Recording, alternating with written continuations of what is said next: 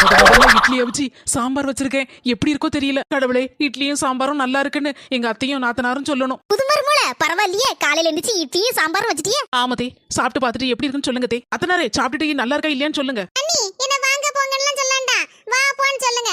அப்பதான் நமக்குள்ள ஒரு ஃப்ரெண்ட்ஷிப் உருவாகும். அதுவும் இல்லாம நாத்தனார்னு சொல்லண்டா, நாத்துன்னு சொன்னாதான் அல்டிமேட்டா இருக்கு. ஏம்மா, இட்லியை பார்க்க அப்படியே குண்டு குண்டு குலாப் ஜாம் மாதிரி இருக்குமா?